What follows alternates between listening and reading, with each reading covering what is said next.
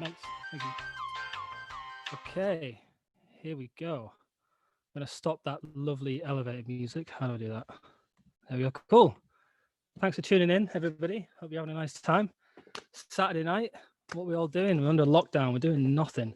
Staying at home and having a nice time. So this is the first time we've done a YouTube live stream thing before. So with a bit of beginner's luck, everything will go all right. And of course, we're talking with Michael Joseph Harris, amazing guitar player, composer, fantastic musician all around.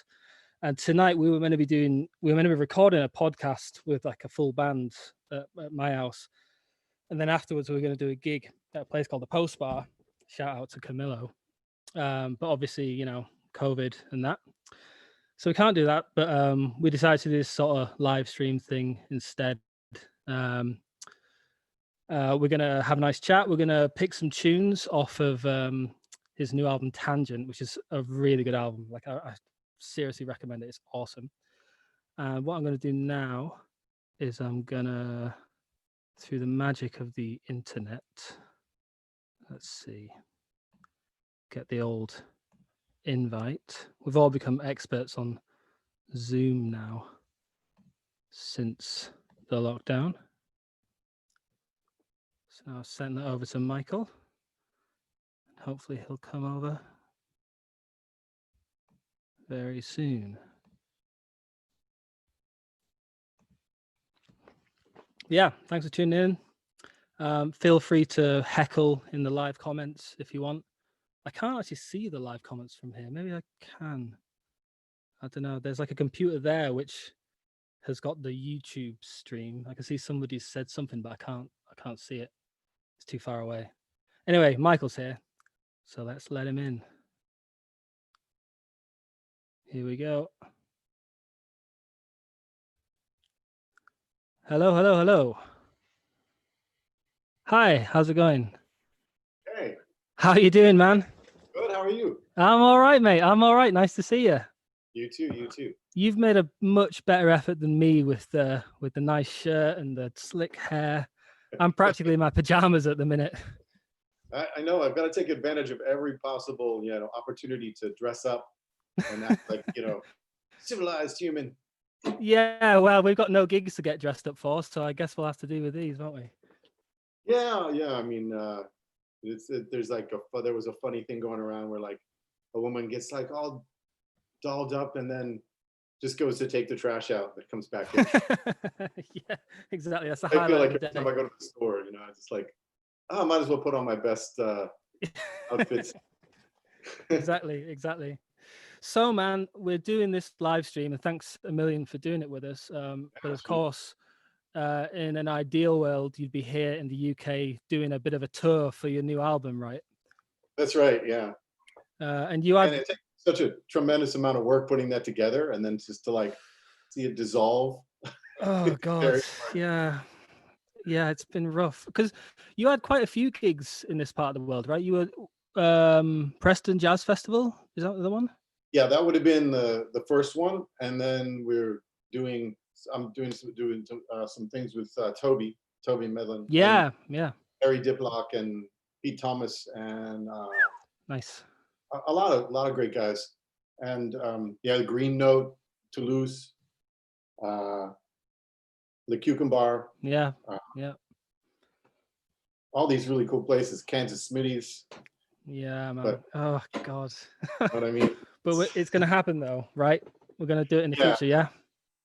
Yeah, and last time I had such a great time jamming with Harry, and just become this amazing player. Like he was already incredible then, but I just saw the recent thing you did with him, and man, he sounded incredible. Geez, he's a hell of a player, man, and a really nice bloke as well. Such a sweet guy. Yeah, absolutely. He actually lives, I only learned recently, lives pretty close to where I live. And, when the lockdown was settling in and, I was thinking how we're going to keep doing the podcasts. Well, I realized he lived quite close by and you could technically meet up in the park, like one-on-one. So we were going to do like a duo one, just the two of us. And then the lockdown lifted a little bit more, whereby you could have more than two people. So then we brought Ben Manning down on the bass. Oh yeah, so great. Yeah, yeah, and it's been really nice because all the little jams are happening again. Like all the musicians are kind of coming out. It's like we've been in hibernation all winter, and we're coming out and meeting up in various combinations and various parks across London. It's God, it makes me feel good again, you know. Yeah, I've seen some nice live streams from Paris too that I've shared as well. Yeah, yeah. Yeah, man, we do what we can keep the music I alive. see. You're quite. You're a little bit ahead of the curve. Or you see, all the musicians now are trying to work out how to do kind of online stuff because that's the only outlet we have. And you seem really on it. Like almost every night I see a jam session happening, or you've got like a teaching class that you do. You've got a lot going on, man. I've tried to stay active, but I've also realized you have to kind of limit what you do. And the more special something is, the better, I think, you know, instead of, I mean, obviously it's fun just to go on some backing tracks and play. That's wonderful, you know, and you get a couple nice comments from your friends. Sure. But to do a proper show or to do some sort of teaching thing, it's nice to have like a 1 or 2 week build up and then do it. Yeah, it And, makes it more special, I guess. yeah, but man, I miss it there. I mean, I want to go back to that. I hope that sandwich place is still there. Which At one? Finsbury Park. Oh, Max's. Yeah, Yes. these giant sandwiches. Yeah, yeah. Oh man, Harry and I went there. Yeah, man.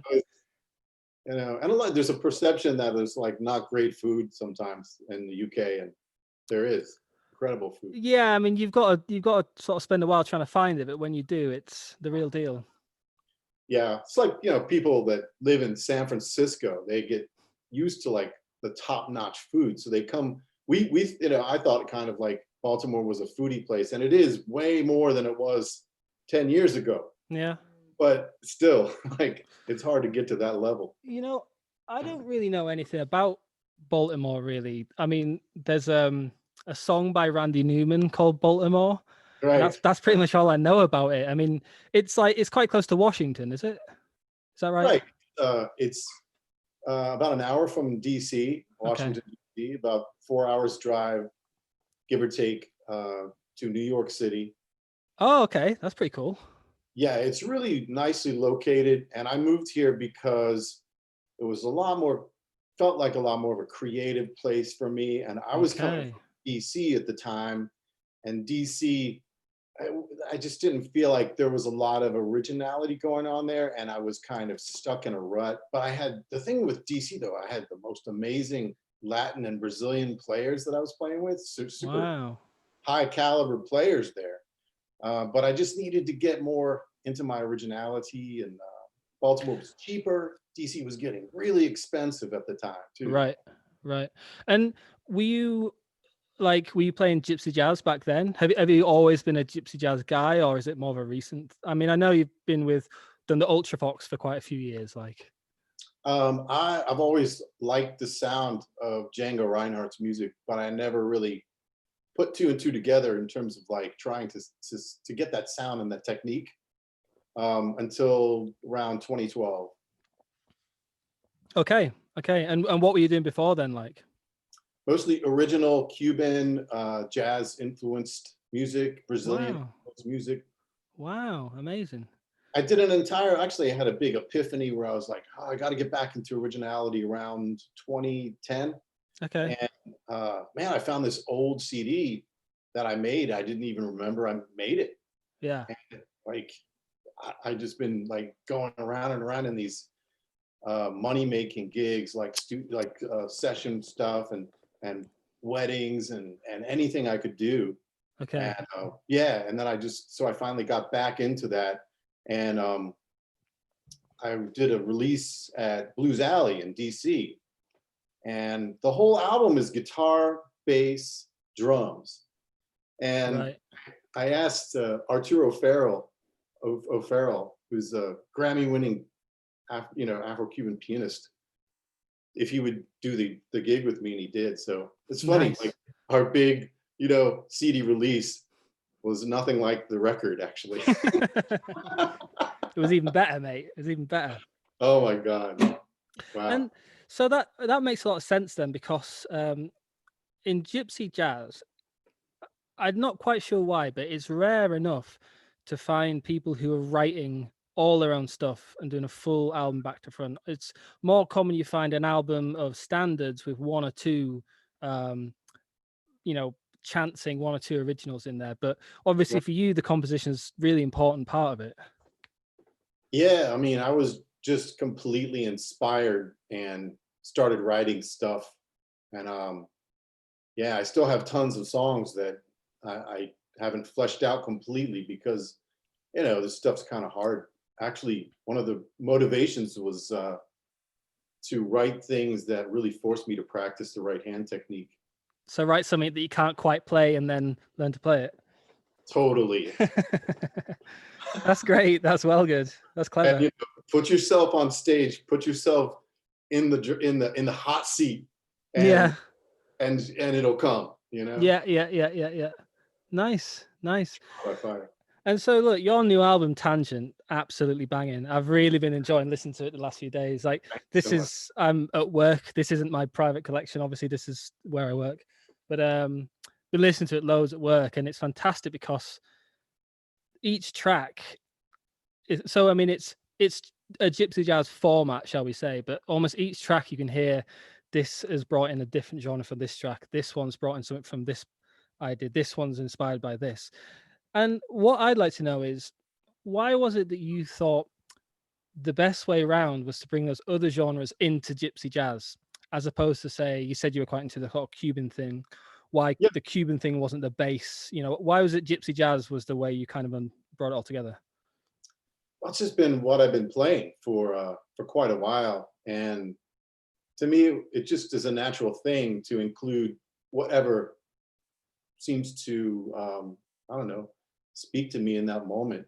And there's just, I don't know, I guess the easy answer is that certain songs are directly inspired by Django Reinhardt that I've written. Mm-hmm. Yeah. Other ones are just kind of like based in the guitar technique, but really like inclusive of lots of different, stylistic influences. Okay.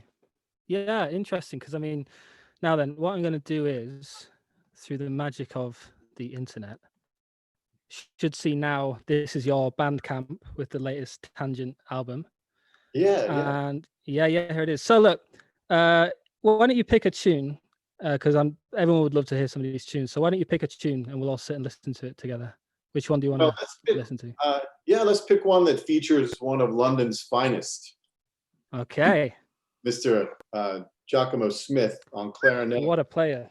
Shit, man. Yeah. He is, he blew away the engineer in Nashville that I was working with. Yeah. Yeah.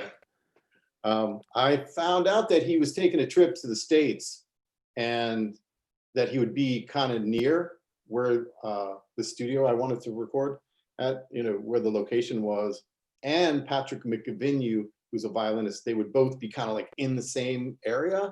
So I immediately booked a date and just really took a risk.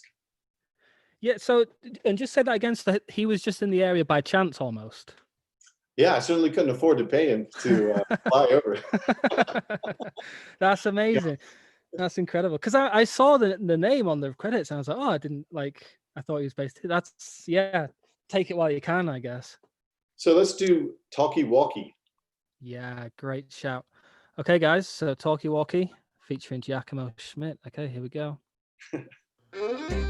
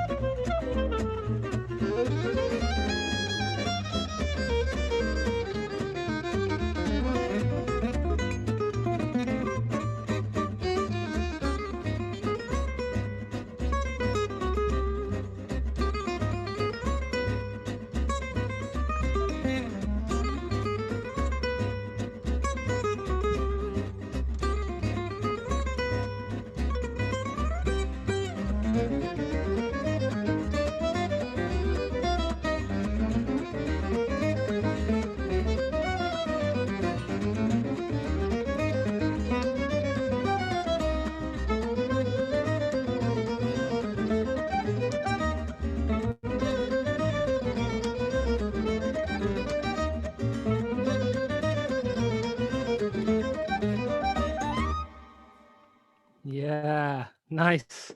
Thank you. Yeah. That's well good. That's well good, man. The whole album, like all the tunes, they twist around and they kind of, it could be, swing here and then it'll double time or then it'll go here. It's really fun to listen to, man. Thank you. Thank you. Yeah. I appreciate hearing that feedback. That's for sure. It's hard. You get so close to something for so long, and then it's it's interesting, like how it feels, and to hear some good feedback is you'd like to think it wasn't that important, but it is hugely important. Oh, of course, yeah, absolutely. Well, I mean, geez, positive feedbacks. I'm always just seeing good reviews of that album coming up on Facebook all the time. It's a real winner. Thank you. Yeah. Now, something I want to ask about as well. Maybe we'll listen to them later. Maybe not. We'll see.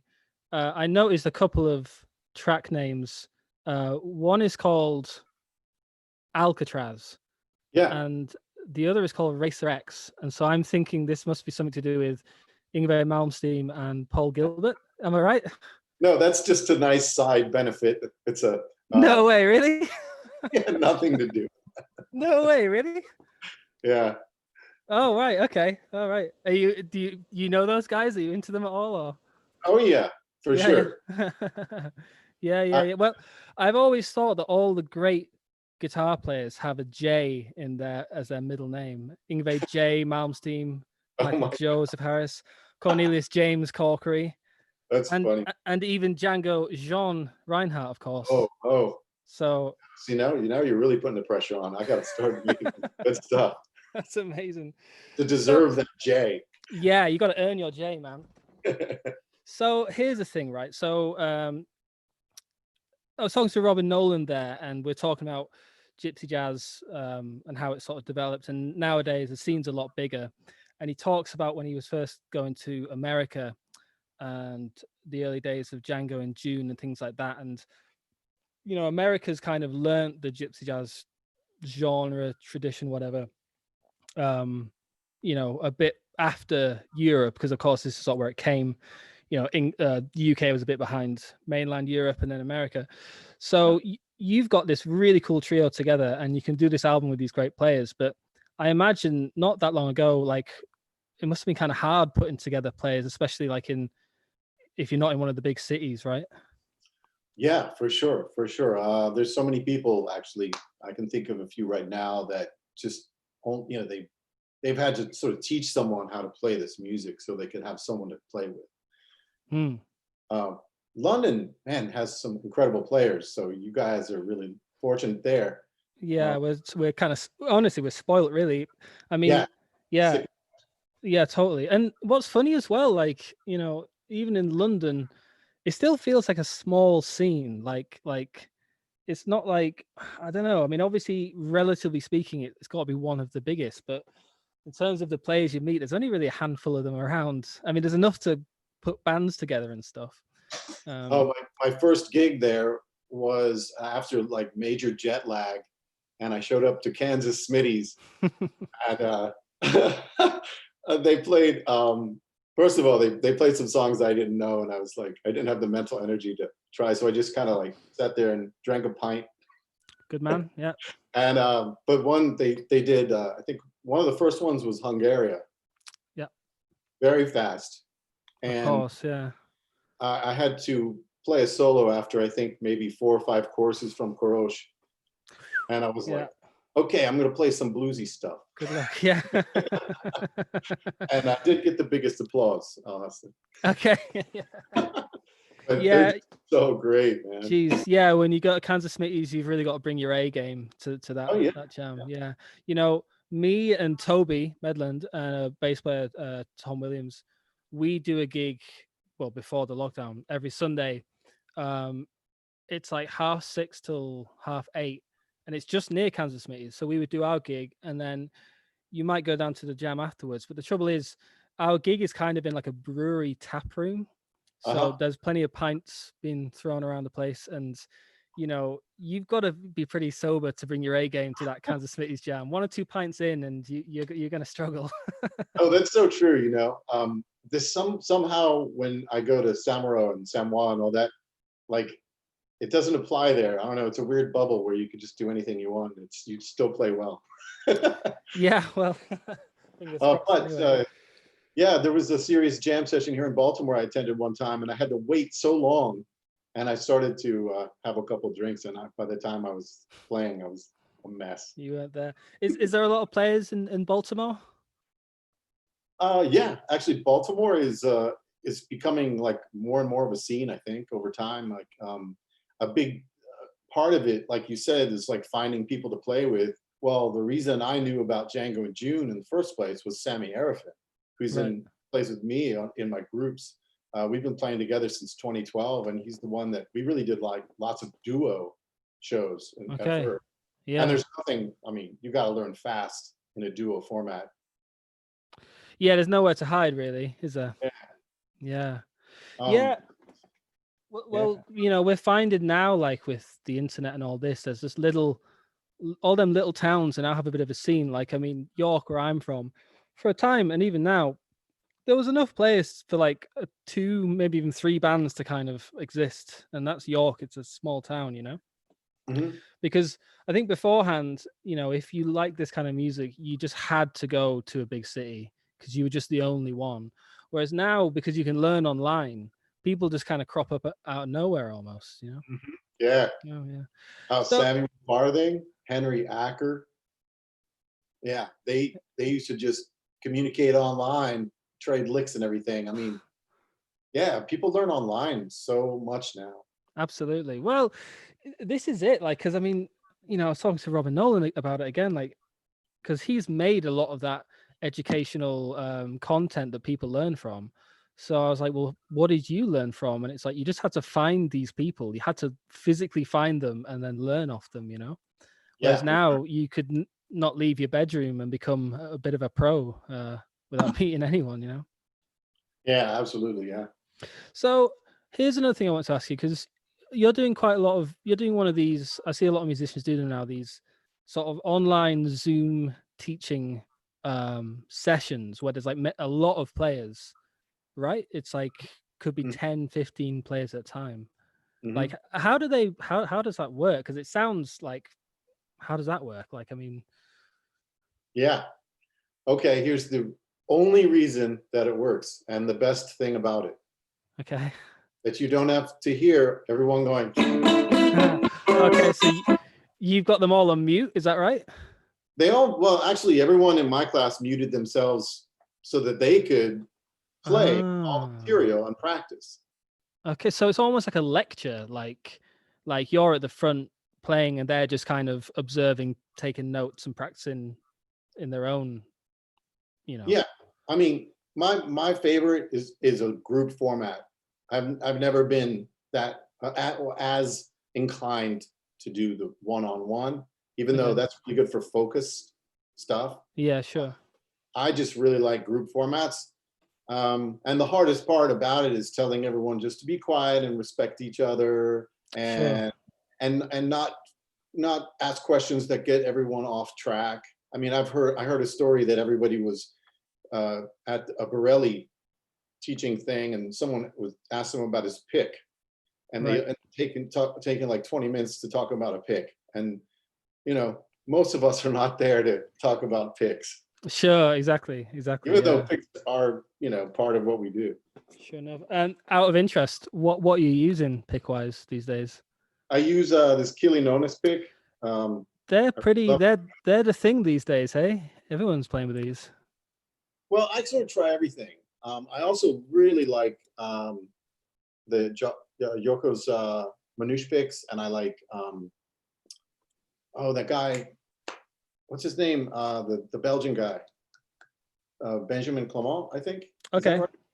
He makes incredible picks. And also, I use the Dunlop black one, the back of it. Yeah. When I want a super dark sound, that's what I like about that. It's just very dark.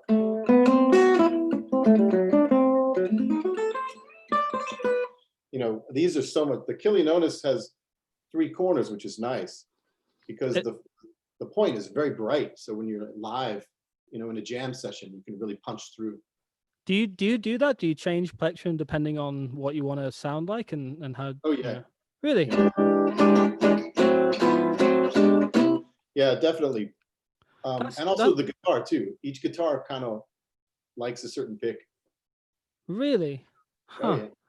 Because I mean, well, for me, like I find I just have to. Okay, so just on Gypsy Jazz guitars, I have to have one pick, and I just get used to that. And if I play with something else, it feels like, you know, it's like somebody else's hand is playing. Like I can't get used to it, you know. Like I wouldn't. So I mean, I don't know if I've got mine on me. Hang on. Oh, there it is. Yeah, so I'm just with the old vegan, whatever they're called. Oh, you're vegan? Yeah. And just stick with one of these. I actually preferred the smaller ones, but he's not making the small ones anymore, so I just have the big one. Oh. Well, I couldn't find them on his website. Like I don't mean thinner. I mean like kind of stubbier, because it just sat in my hand better. But I don't know if you remember maybe the very beginnings of trying to learn this style, but it really is a lot different, you know, in terms of approaching a guitar. I was already like an alternate pick player. Yeah. So I had to totally relearn the way to play in this exactly. style to get the sound right.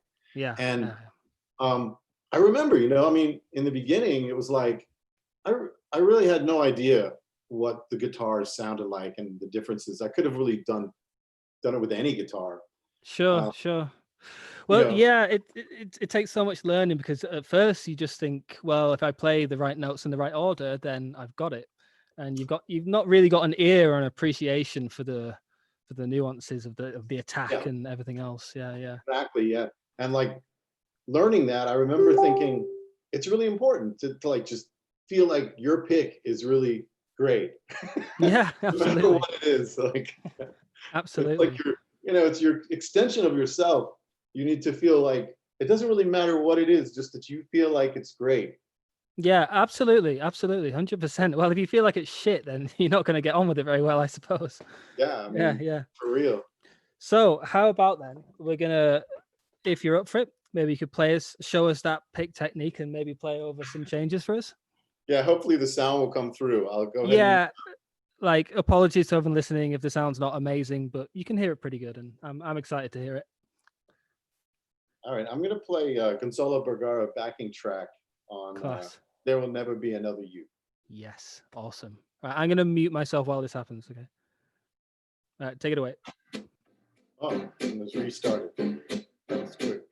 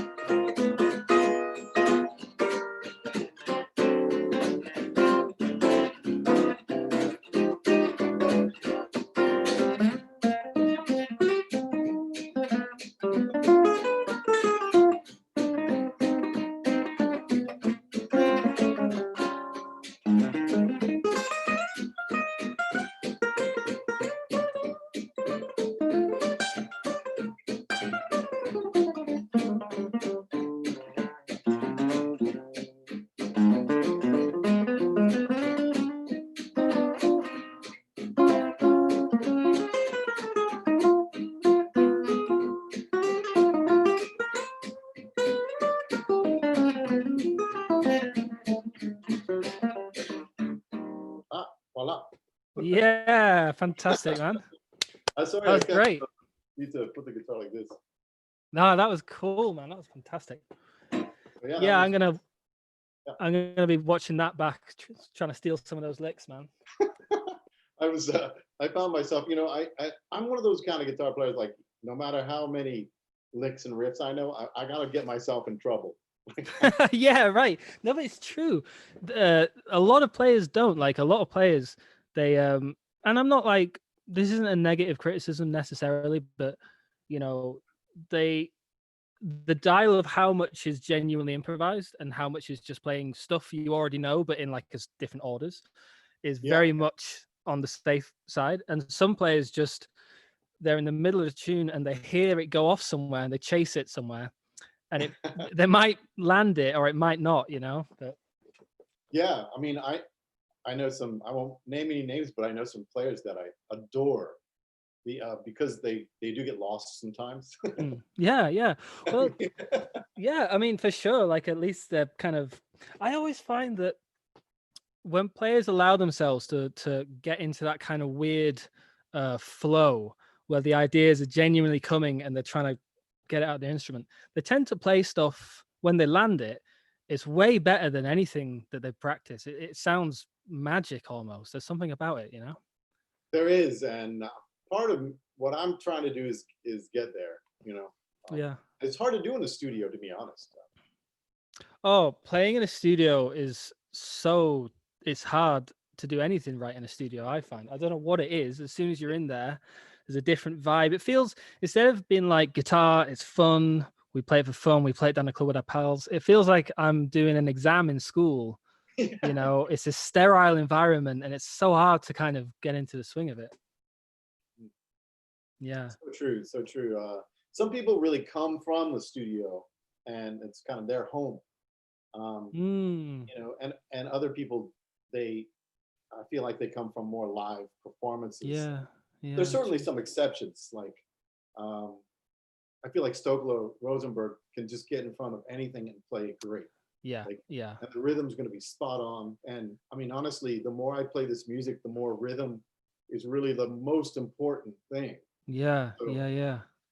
I mean, if your rhythm's good, then like that's of course what happens though is you might have too much to say, so you go. Yeah, I hear you, man. I hear you. And so here's the thing. I was watching a video of you. It's on YouTube, and you're talking about trying to, I guess, come up with your own ideas, like composing your own lines. Yeah. And you talk a lot about taking scales and kind of running, kind of just playing the scale and trying to switch it around and trying to stumble upon an idea and develop it. Is that? Yeah. I mean, I sort of see it as partly my attention deficit. Okay. But also partly like I want to have fun playing something and make the sound happen that I'm trying to get to. Sure. So doing that is like, it's more fun for me to get something that feels right under my fingers than to like constantly be trying to play something scale wise that it feels unnatural. So I try to make certain things feel natural to me. Okay. And in doing that, personalize it sort of. Okay. Because I mean, when I hear you play there, like you can hear obviously there's a bit of Django there, but there's ideas that I don't know, they're just intrinsically musical ideas. So like there was one, I think so in the first head, it was this kind of whole tone thing that kind of got repeated down the neck, which was just lovely, and loads of things. I mean, do you practice like sequences and things like that in order to be able to kind of conjure them up the gig? Yeah. Actually, the bulk of my practice time is playing out of time, just excuse me, noodling, just finding ways to almost connect ideas. Yeah. I hear you, man. Like a lot of licks that have become kind of my stock licks, for example, that I kind of play a bit too often.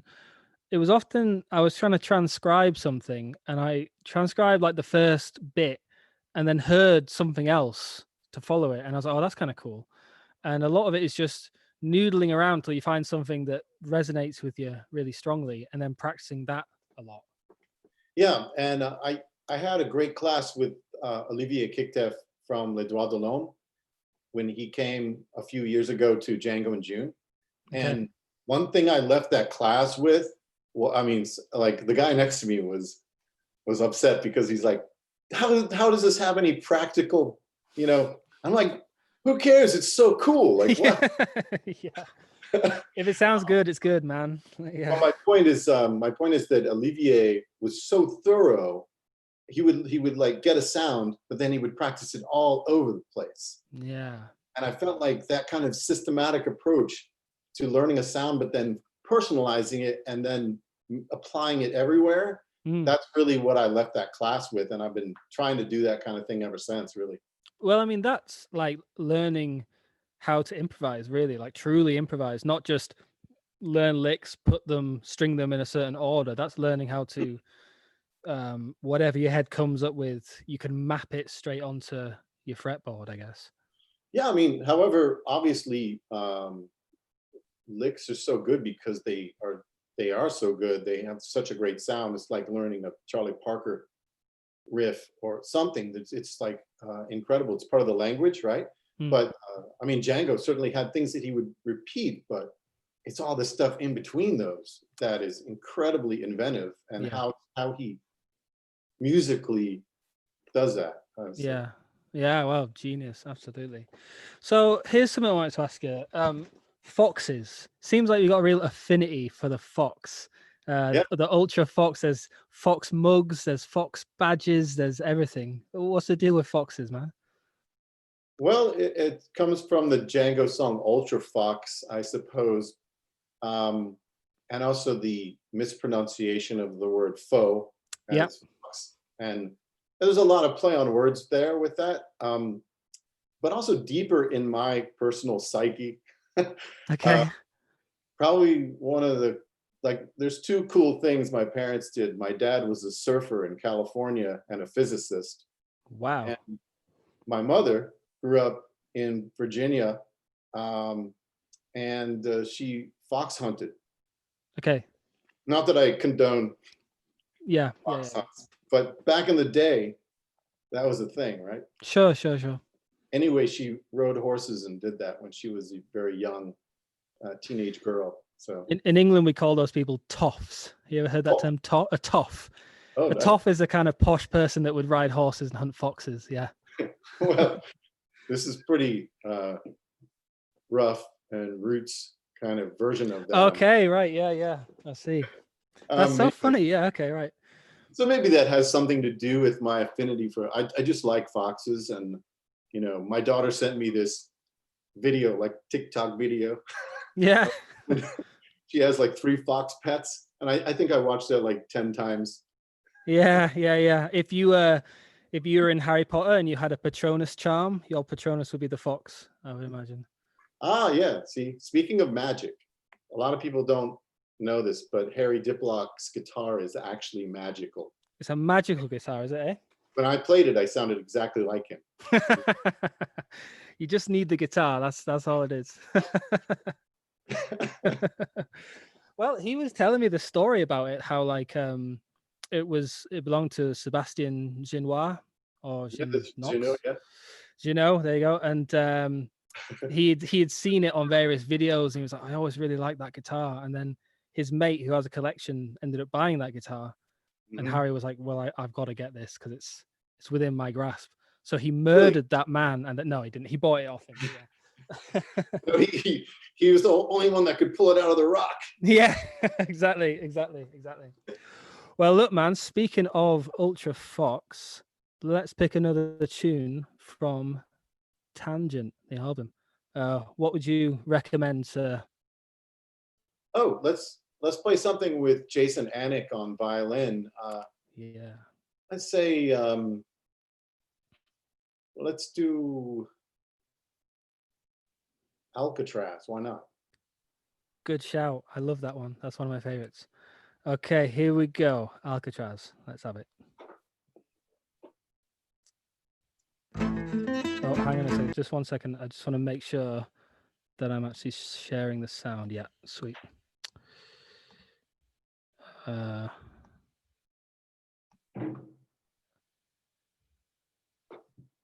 No, it's not.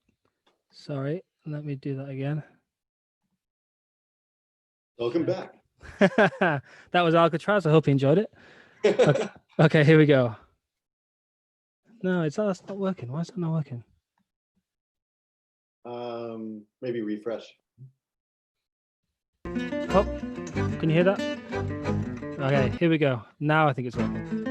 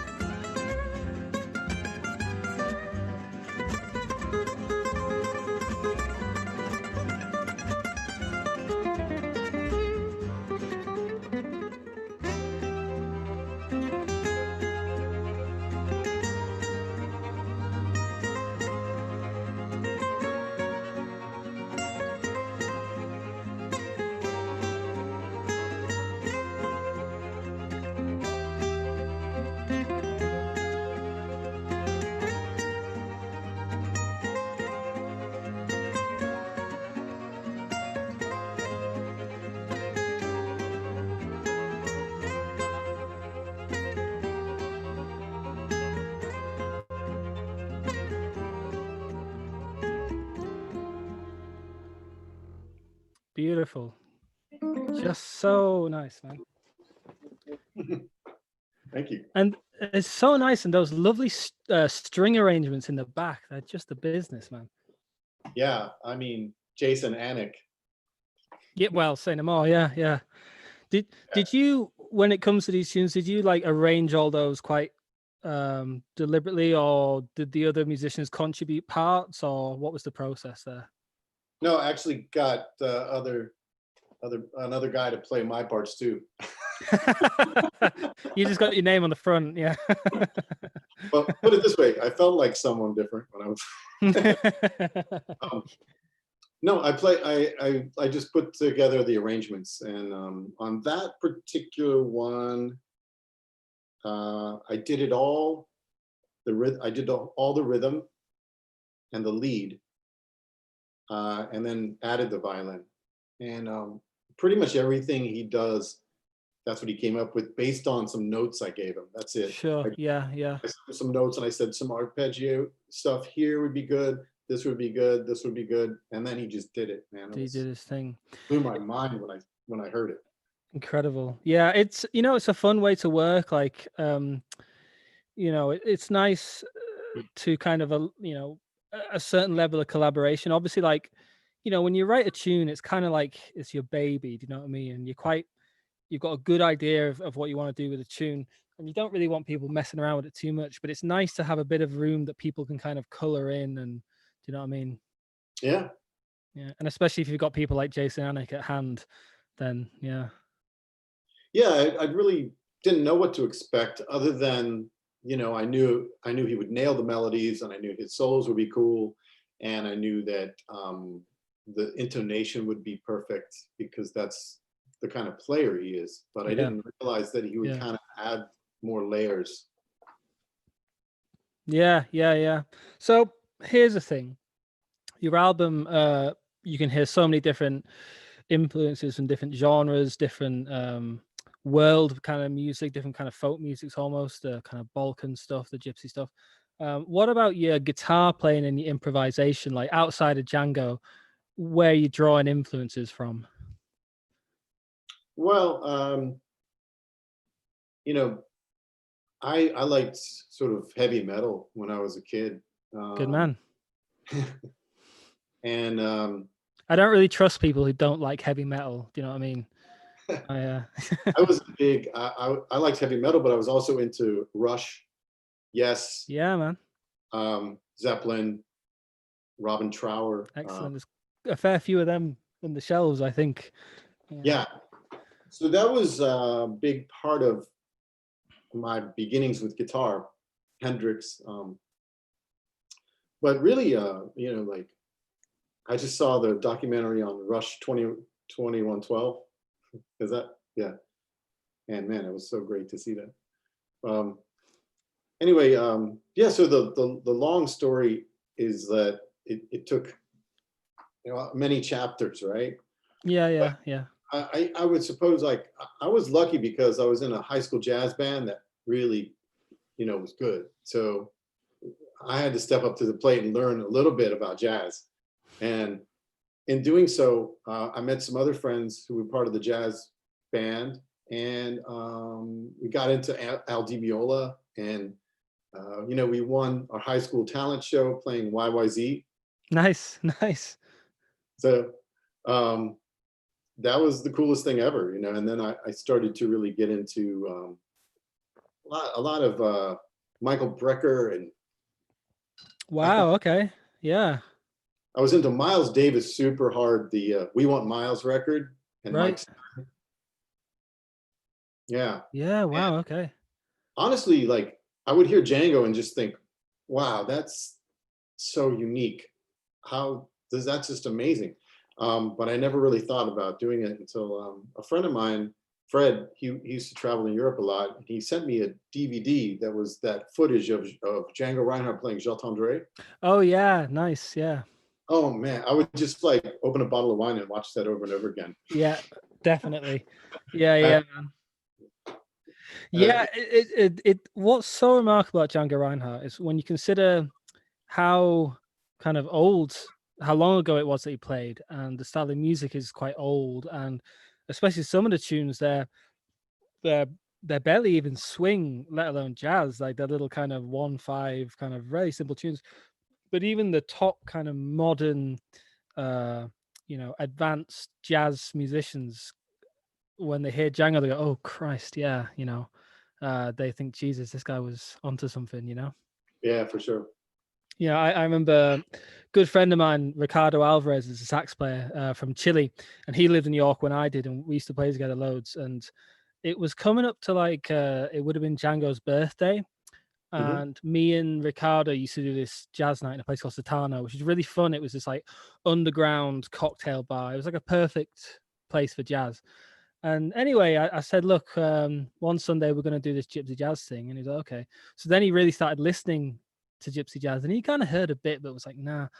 But he wasn't listening to the Django records. He was listening to some other guy. Oh, yeah. Yeah. And it wasn't quite doing it for him because he was quite a cool, hip player. And then he heard the Django stuff and he was like, whoa. And then on his Facebook, he was like putting up Django compositions and he was learning all the Django tunes because, there's just something about that guy. Sure is. Yeah. Pat Metheny was a big influence too in high school and later, some later years. I had these like phases that I would, Sure. I saw him live and it was incredible. And, things like, I just get inspiration from so many different kinds of things, like African drummers, choral players. Yeah. And, there's so many different things. And then I've always liked to play with a pick too. So, I'm not like a fingerstyle player so much. So Django just was like the perfect thing for me because I was playing like, electric guitar or a nylon strung guitar with a pick. And then all of a sudden I had this steel string guitar that I could really dig into. Yeah. Like give me back something. Sure. It feels like, you're playing through an amp that's turned up all the way with these guitars. Like, it's like a similar feeling, visceral kind of something about it. It almost like distorts and like you can push it like you can just push it if you want. 100%. Yeah. Yeah, it's I think everybody had that kind of I don't know, like revelation when they first got like a good one of those guitars and they felt how responsive it was. And it's one of the things I really like and respect about Gypsy jazz players and Gypsy jazz as a genre is that, don't get me wrong, like I love all the heavy metal guys and the jazz fusion guys, but they have an electric guitar which is quite a sort of streamlined, built for playability kind of thing. And then they have amplifiers and stuff which can kind of overdrive it, and it makes certain things a little easier to get under the fingers, whereas with these wonderful acoustic instruments, it's just you and this very natural kind of thing, and you have to manipulate it, just you and the instrument. And it's amazing. But I think we all had that kind of whoa when you really give it some beans and the guitar kind of gives it back. You think, shit. Well, speaking of which, would you be up for playing another tune for us? Sure, I'll do Django's Minor Blues. Yeah. Brilliant, awesome, man. Okay, I'm gonna mute myself and you take it away.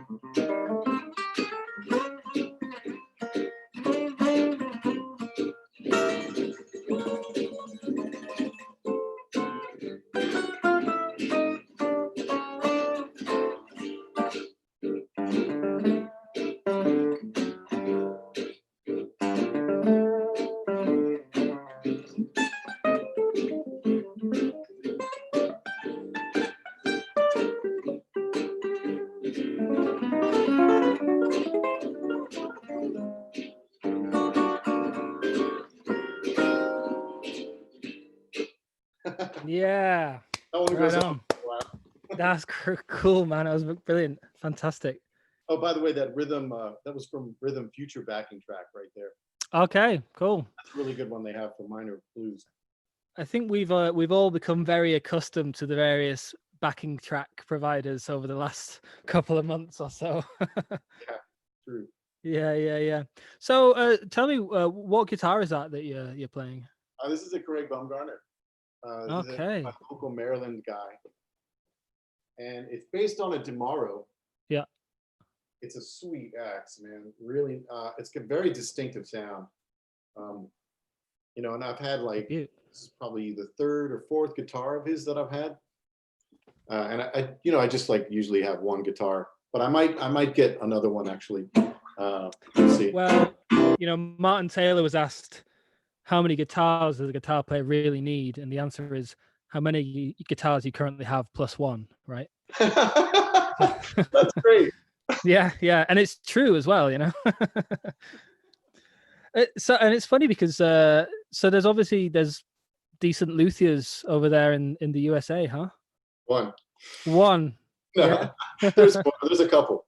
Yeah, because I mean, obviously, there's a few in Europe, obviously some famous ones, but it's just amazing how it spreads that there's people building this, because it's very bloody niche, this kind of guitar. Like even now we think the scene is big, but it's still pretty niche. It's amazing that there's people over there making them, Yeah, this thing is Craig Baumgartner. He's the guy that made this. He used to be a boat builder. No way. Yeah, so he kind of switched gears. He was still working with boating and stuff, but he started to build these guitars years ago. And so I always call them seaworthy.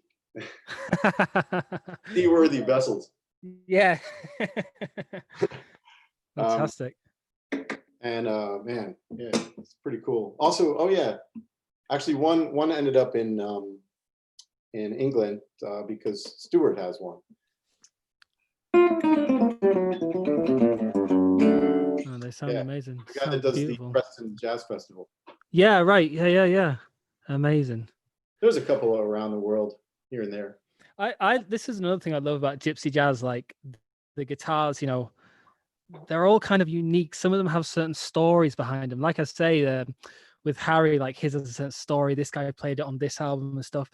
Because if you talk to violin players or even double bass players, they have these instruments that are like 100 years old or more, and they have some amazing history behind them. Whereas like electric guitar or acoustic guitar, they're kind of, you don't want to say mass produced, but in a way, in comparison, they are. But in the Gypsy Jazz, there's this kind of small network of luthiers, and each one kind of has its own little story, you know. Yeah. It's fun, super fun. Yeah. And the first time I went to Samoa and I was able to just play so many guitars is really eye-opening. Yeah, it's fun. You waste a lot of hours in those tents. Well, not waste, but yeah. Now this, my first guitar was like a 1977 Tomorrow, and I really agonized over what to get. I remember I had like $1,500. That was it. So yeah, I just, everyone always is in that price range when they first start. Yeah, exactly. Yeah. So, You don't want to spend it on the wrong thing. Exactly. So you're just like, and that was Tommy Davy really wasn't doing as much back then. Now he's got some really nice ones that he has out there that are really affordable, and they still have pickup systems and stuff. But back then I was kind of like, I want a vintage guitar. I really want an old guitar. So that's what I got, and it was great. But I tell a lot of new players, like, honestly, it doesn't matter. Just get something that has this basic qualities of a good guitar, and especially when you're starting, it has to tick a few boxes, and then you're in, Yeah, and then the more you play other people's guitar and jams and different things, then you really get a sense of what you really like. Well, and absolutely, and you must, because as you say, they are quite expensive, so you don't want to fork out a few grand on a guitar and then discover it's not quite the one for you. You've really got to kind of play the field, so to speak. Yeah. It's really, Django in June is perfect. It's not happening this year, unfortunately, but I know some of the teachers are doing some stuff and online. But that's just a great place to go. Hopefully next year it'll be all good. Oh man, next year it's going to be incredible. Like, because I think, fucking hell, we've got to have a good year at some point. It seems like, without getting into the whole bloody situation, every year it's just been getting like madder and crazier and more mental. Well, next year I think we're due for a good one next year, I think. I know, man. So much of what the world's going through right now is it's hard, because in the music world we kind of care about each other in a different way, and then you see the rest of the world and you're like, oh man, that's a serious problem. It's not matching up with the way that we tend to relate to each other. For sure. All kinds of people, in the jazz world, and there's such an appreciation for the history of this music and everything. It's so different. Yeah, it's funny, when you live in, we're so lucky to be musicians, not just because we get to play music, but there is something about the camaraderie of musicians and the people in the scene. It's like, in York, like I say, there are jazzers around, but not as common as down here, and or in that part of the world. And so when you just meet another jazz musician, you're like, oh my god, you like jazz? Do you want to be best mates? There's a certain, and so we kind of forget that we've got this lovely kind of community together, but it's not the same for everyone. I suppose easy to forget. And it's important what's going on. It's a lot about caring. Just certain people, I don't know, they just don't care, and other people really care a lot. Yeah. Come on, let's put change. You might not be able to change a person, but you can change policy, and you can make things better. Yeah, and as you say, sometimes it can be as simple as just you got to care, you got to look after people. It's as simple as that. It's not rocket science. Yeah, Well, look, man. On that note, I think we're gonna have to wrap it up. But oh man, we're getting there. But before I do, is there anything you want to, advertise? Anything you want to plug? Anything you want to get out? Anything you want to say? Well, we've got this humongous audience around the world. Well, I guess, the best place to buy the music is Ultrafaux, FAUX, ultrafaux.net/shop. Cool. And again, that's ultrafaux.net/shop. Shop. Emphasis on the word shop. HOP. And